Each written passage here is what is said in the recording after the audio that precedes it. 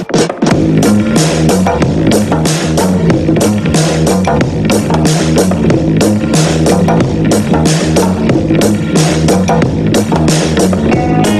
I'm only a man, judgments of something ancient. Clocking my time is the same as all replacements. Ignorance is complacency. Why I am purposely fading. Welcome to News from My Apartment. Recently, news outlets have started to compare the woes of the current executive branch with that of the much maligned Nixon administration. We haven't had a president this psychologically troubled since at least Richard Nixon. Yes.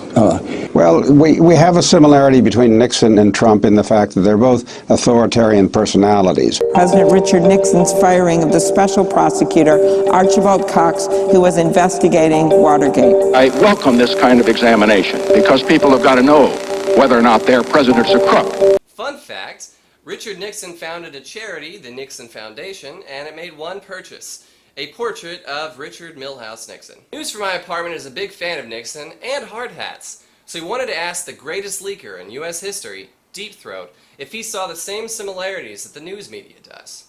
Good evening, Mr. Throat. Thank you so much for joining us. May I ask, have you been keeping up with the Trump administration's troubles in the whole time?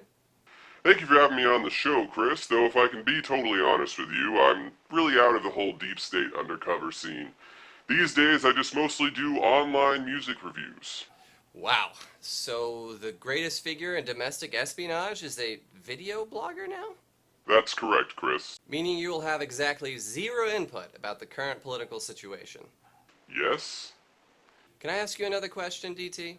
Of course! This is an interview, right? Why the flying f*** did you agree to this interview in the first place? I was just really bored. I still can't show my face to anyone. My Tinder profile is bland, to say the least. Do you have anything that will take up a minute and a half? Do I? Welcome to Deep Throat's Deep Cuts. You piece of shit. I'm your host. This week I went to see the beach goth babes, the Growlers. Deep Throat really enjoyed the lead singer Brooks Nielsen. He sounds kinda like if you taught Kermit the Frog to sing and then forced him to smoke 20 cartons of cigarettes. I picked myself above the ground. I had an epiphany. Don't get old DT wrong though, Kermit and the gang were fire. Deep Throat gets the sneaking suspicion that this band is a little bit more for the Miss Piggies of the world, but they rock just hard enough that I didn't have to break out my female alter ego, Deep Throat. Best part about this band is the long coats. I never would have made it through the 70s if it wasn't for my trusty trench coat.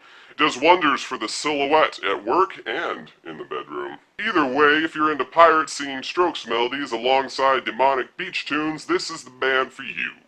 Well, that's it for DT's DC's. Next week we review Miley Cyrus's Malibu, and I hunt down the traitor Mark Feltz. What is it with that guy?